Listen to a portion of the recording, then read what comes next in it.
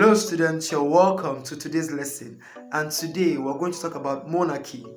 Remember, the last lesson was about presidential system of government, and presidential system of government is a system of government whereby the head of state of a country is also the head of government. Alright, the objectives for this lesson are: you should be able to know the meaning of monarchy, you should be able to know the features of monarchy, you should be able to know the types of monarchy, and you should be able to know the advantages and disadvantages of monarchy. The next thing you're going to see is the slides for this lesson. I hope you enjoy it, and I'll be right back. Welcome students. Today we're going to talk about monarchy. Have you heard of monarchy? Have you heard of kingship, traditional rulership? Alright. Monarchy may be defined as a type of government by one individual. This individual may be a king, queen, or emperor. A constitutional monarch is one that is subject to legal limitations, while absolute monarch is one that is not subject to any legal limitations. However, it should be noted that hereditary monarchy is the normal type, but elective forms do not exist also. Now, when we talk about monarchy, it has to do with what? Kingship. It is an hereditary form of what? Rulership that can be passed on from one generation to another. Let us see the characteristics of monarchy. The first characteristics of monarchy is ownership of government. The government of the country is in the hands of a king, emperor, or queen. In a monarchy, the king or queen may be the ruler of the state. The second feature of monarchy is age-long form of government. I repeat, age-long form of government. Monarchy is an age-long form of government that can be passed on from one person to another, or from one generation to another generation. It has no fixed tenure of office. Right. Now, the next thing we're going to look at is hereditary. That is the other feature, hereditary. It is a type of government that is based on hereditary pattern. When we say hereditary, what does it mean? It means that the rulership can be inherited from parent to children. The next feature of monarchy is that it has no constitutional limitation. In some forms of monarchy, like the absolute monarchy, the ruler has no constitutional limitations. The power of the absolute monarch is not restricted by the constitution. The monarch has what? Unlimited powers. The next feature is check and balances. In some forms of monarchy, like the constitutional monarchy, the ruler is under check by the constitution. In a constitutional monarchy, the monarch or the ruler, the power of the monarch or the ruler is what is vested in the constitution. In a constitutional monarchy, the power of the monarch or the ruler is restricted or limited by the constitution. It simply means that he or she cannot become a dictator, because his or her power is derived from the constitution. Are we together, class? Now, the next feature is despotic ruler. A monarch could be a despotic and not ready for change. Yes, it could be a despotic ruler and may not be ready for what? Change. The next feature is stable political system. Monarchy can bring about a stable political system. Why? Because it will prevent this frequent government interference.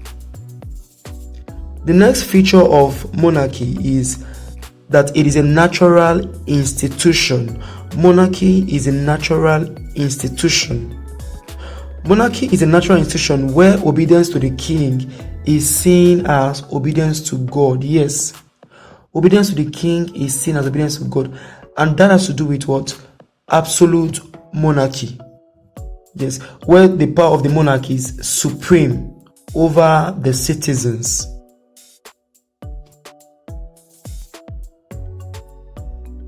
Please ensure you are with your writing materials. You need to take down this point.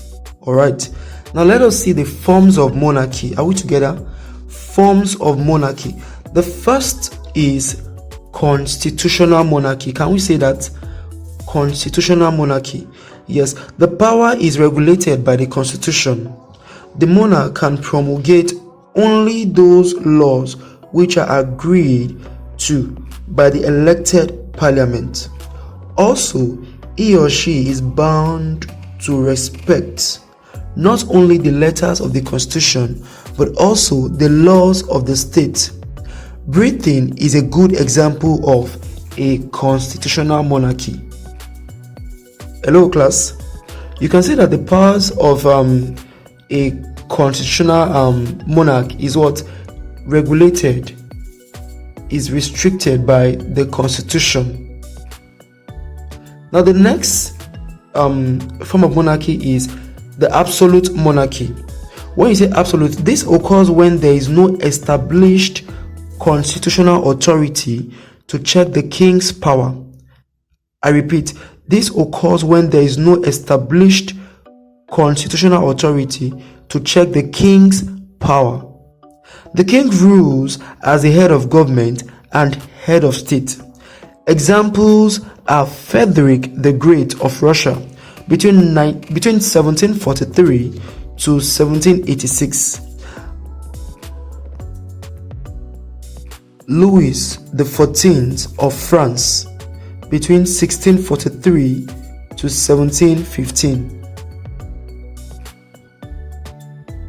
Alright students, now we're going to see the advantages of monarchy. Can we say it? Advantages of monarchy. Now the first advantage of monarchy is unity and orderliness. Unity and orderliness. Both are necessary to every stable political system and can best be secured only where supreme authority is vested in a single ruler.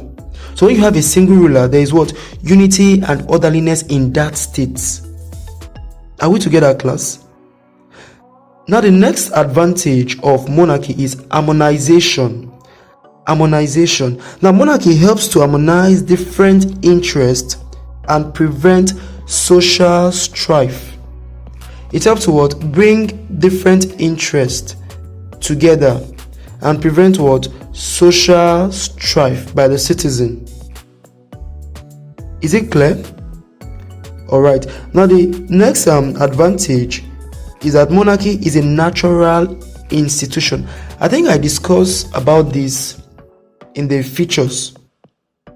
Monarchy is a natural institution where obedience to a king is as natural as the obedience of a child to its parents. The state is but an extension of the family, the king being the father and the people his children. Alright, you can see that the king is the father of that state and the people is the children. This is just an example.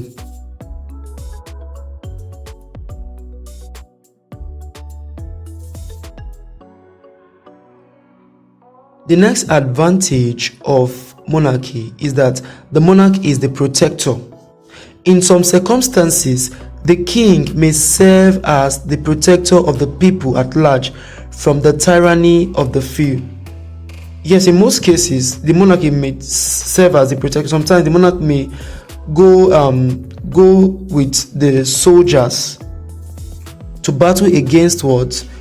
To battle against every oppositions, to battle against what's it called? Enemies, to battle against their enemies. All right. Now, the last advantage here is a monarch can serve as historical and practical reasons. Could be for historical and practical reasons, where a hereditary kingship has been in existence for a considerable time. It is unwise and unnecessary to abolish it. Democratic elements can be incorporated into the system. Yes, this very last advantage talks about a monarch being there for a very long time for historical or practical reasons, and for this reason it becomes what difficult to just stop the what's it called the kingship or the system, but they can apply what democratic element or principle into it. All right, the next thing we're going to talk about is the disadvantages of monarchy. Can we say it? The disadvantages of monarchy. Now, the first disadvantage of monarchy is bad ruler. Good intentions, ability, industries are not hereditary. So a monarch could be a bad ruler. Yes, a monarch could be a bad ruler if good intentions and ability are not what? Inherited. Okay. Now the second and last disadvantage is despotism. A monarch could be despotic to keep the people weak so that they may be unable to resist him. Yes, it's just like when you don't want to leave a particular position, you want to be in power for a very long time. Now you can apply certain method or means to keep your people weak, to slow down their activities, not to do what? Not to monitor your activities. Okay, that is why a monarch could be despotic, so that the people will be what? Very weak to monitor his activities, so that it cannot be controlled or monitored by anybody. He or she just wants to be what? The supreme ruler, and takes absolute charge for a very, very long time. All right, I believe you understand this lesson. Please ensure that you must have written something down. All right, now this is where I'm going to end the lesson. Next time we're going to discuss something different. Thanks for listening. Alright, welcome back. I believe you're enjoying this lesson, and you should be able to understand that monarchy is a system of government headed by a king, queen, or emperor known as the monarch. And we have two types of monarchy: the absolute monarchy and the constitutional monarchy. I believe the lesson was very, very useful to you. See you in the next lesson. Bye.